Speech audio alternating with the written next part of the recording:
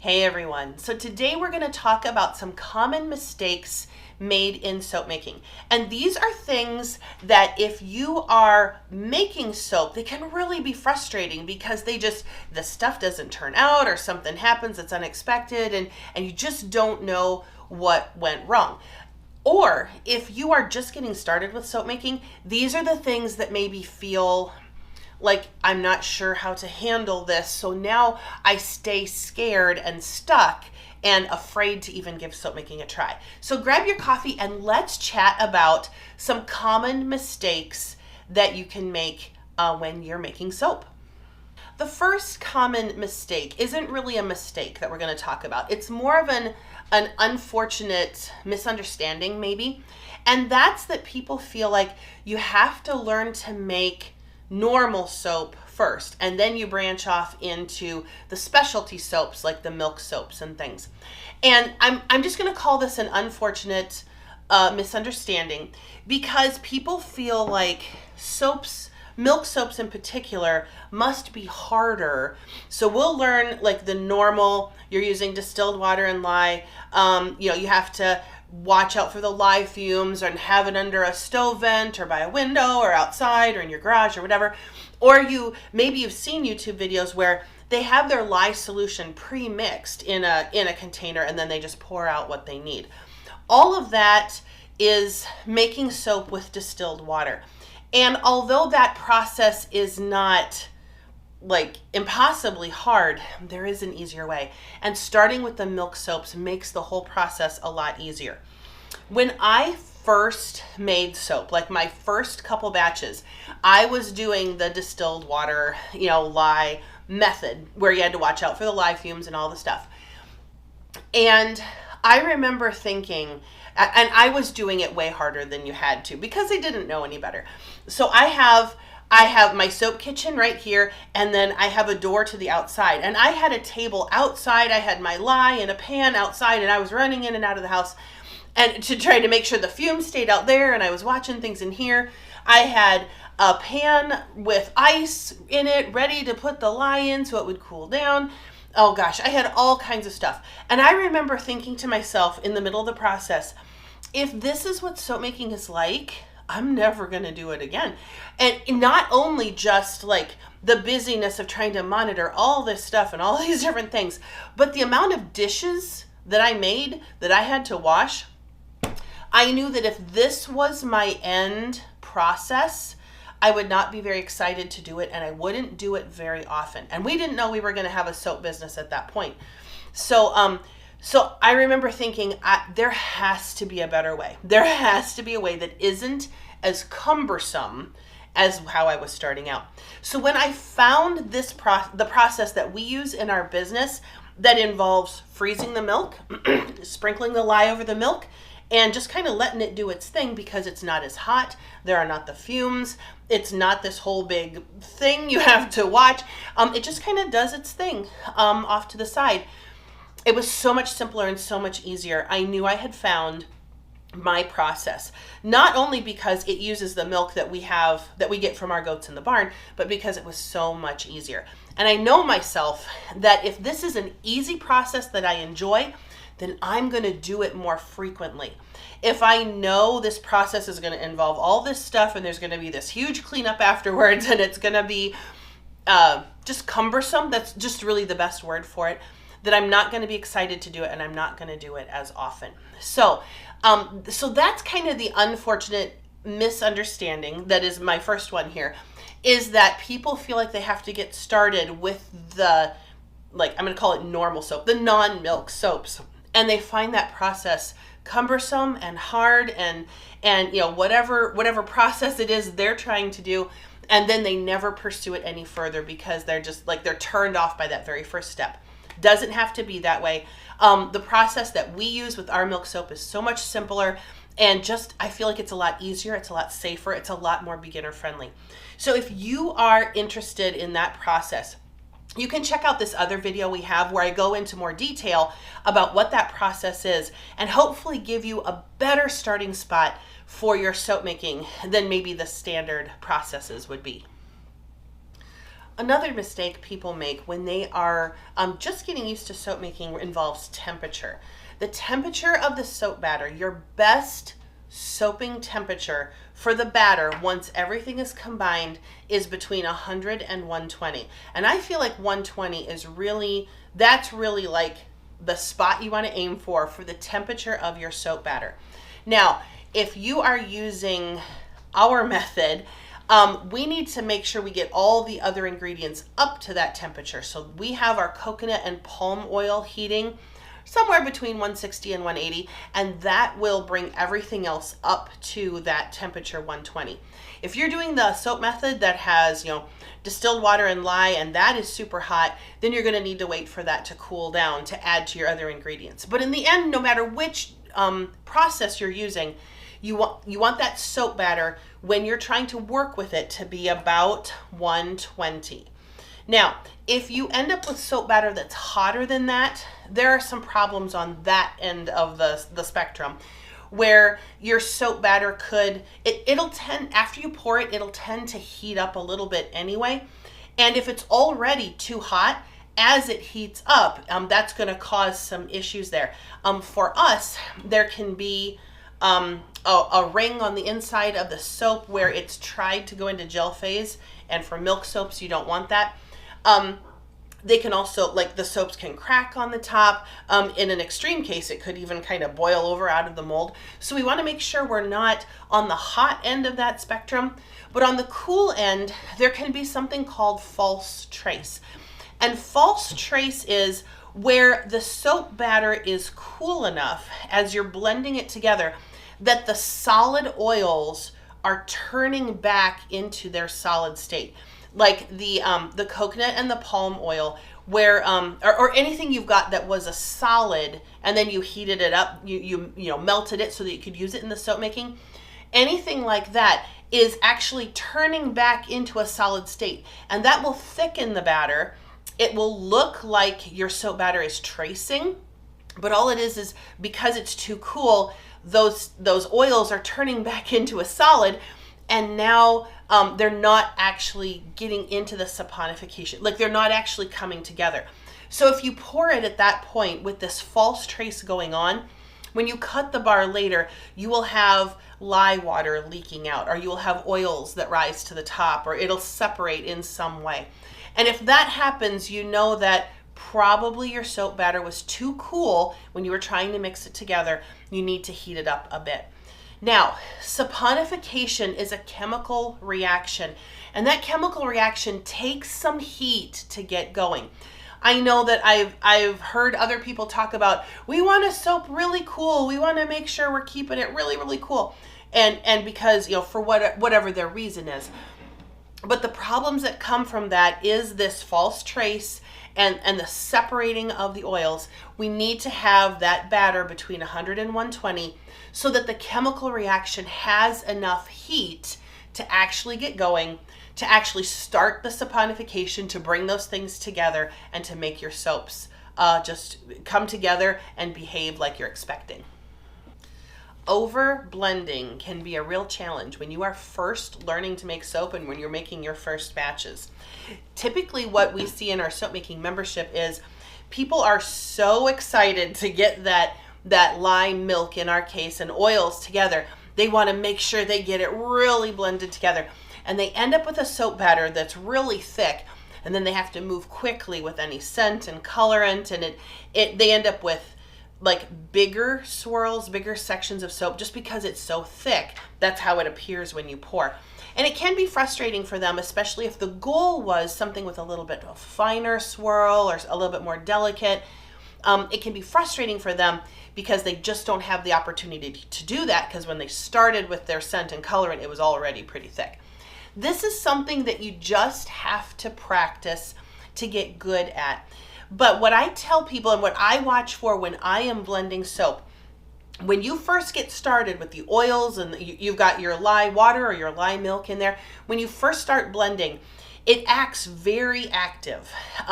you're running the blender and all the liquid is slushing around in there, very active. And if you watch it and if you pay attention, it'll just kind of settle down, and it'll still be moving, but it won't be like this. It'll settle down, and it'll just kind of more like vibrate kind of down in the bucket. And if you watch for that transition, that's the beginning of the saponification.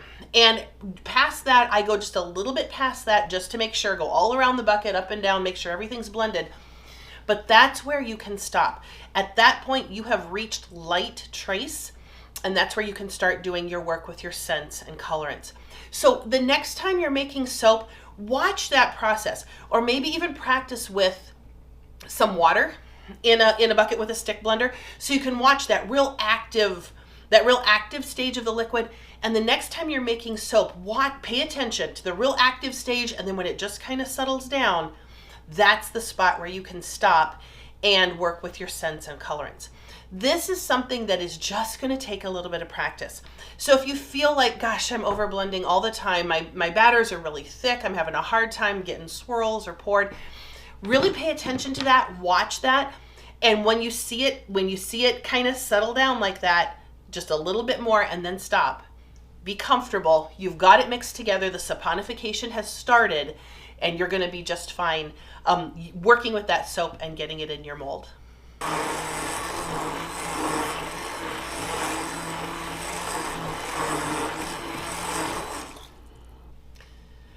Another mistake that is very easy to make, especially at the beginning of your soap making, is using a scent or a colorant that is not intended for soap making. Usually these are cheaper. If you're looking, as you're getting started, you don't want to spend too much money on the supplies. You want to see if this is something you enjoy before you invest in maybe more high quality stuff.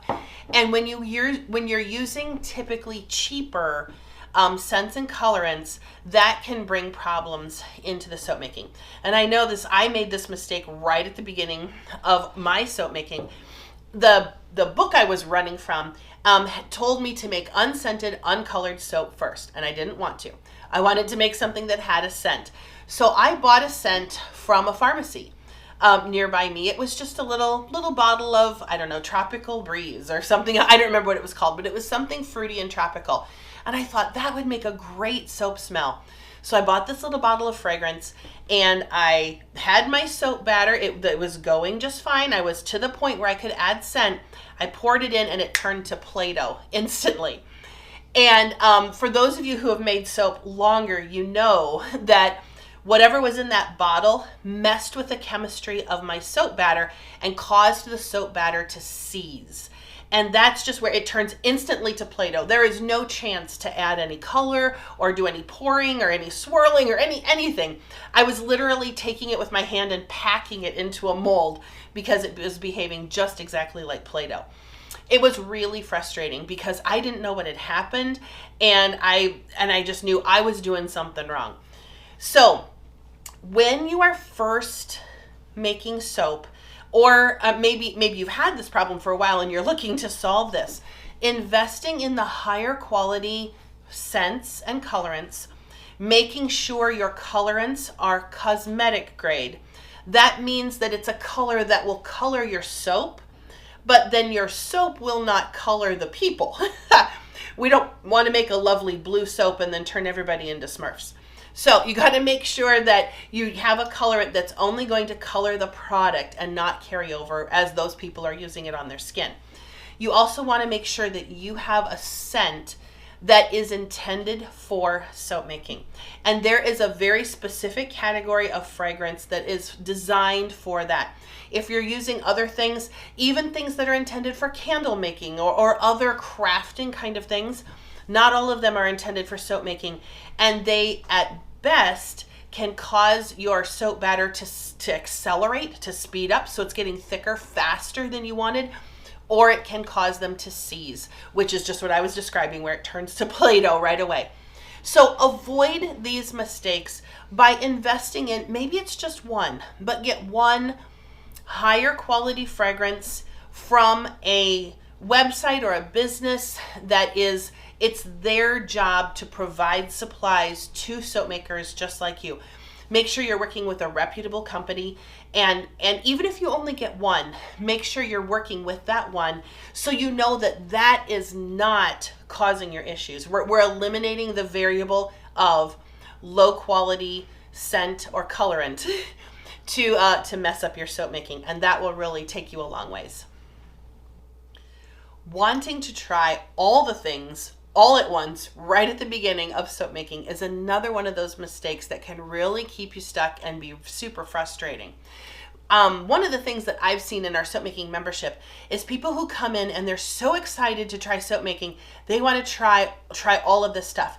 They say, I want to try a different recipe. I want to substitute in a different oil. I want to eliminate this oil. I want to add a fragrance. I want to do some colorants. I want to do an additive. I want to add pumice. And they try to do all these things all at once in their first batch of soap. And if you are familiar with chemistry, you'll know that, we're doing a chemical reaction here, the saponification reaction, and any additional thing that you add or anything that you change is a variable in that reaction. And all of these, like any one of these, could cause the soap making reaction to change. And when that happens, then if you have a bunch of things that you've changed, you don't know which one caused the adverse reaction, and now you don't know how to fix it. So when you are thinking about making changes to your recipe, change one thing at a time. Maybe you have a reason to want to eliminate coconut oil from your recipe. Maybe there's an allergy or something else. Make that change, but don't change anything else. Know that if you're going to swap an oil, you do need to run that new recipe through a soap calculator or a lye calculator. You can't just swap oils out. It changes a lot of other things too, so make sure you've done that. But only make one change at a time. If you're going to add pumice, do that, but have that be the only change that you've made. That way, if something alters your reaction or changes, how the outcome or how it behaves, you know what it was. You know what the variable was you were dealing with in that soap batch, and you can make some changes later on. Now, when you are first getting started, the first variable that you need to get under control is right here. It's yourself. You are brand new to this, and it's going to take you longer to get through the process when you're just getting started. That's a variable because everything is cooling down while you're working with it. It's just taking you a little bit longer to be comfortable, to know that you've completed the different steps. So the first variable that you need to get under control is yourself. Give yourself grace to be a beginner, to be just getting started with this, to learn how this process is going to go, to be comfortable. I tell people, you're ready for more when you can pour that lye liquid into your oils and not have anything happening right here. If you're going, oh my gosh, here we go, then you're not quite ready. You need to practice some more. But once you can do that confidently, you know what's going to happen, you know what to expect, you're calm and kind of confident, maybe at peace, it doesn't bother you, you're not anxious, then you're ready to add some more variables.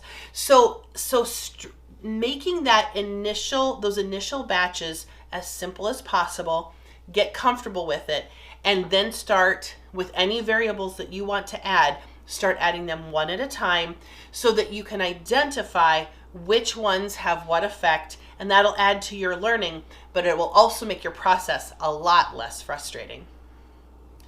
These soap making errors are some of the most common ones that we see as we teach other people to make soap.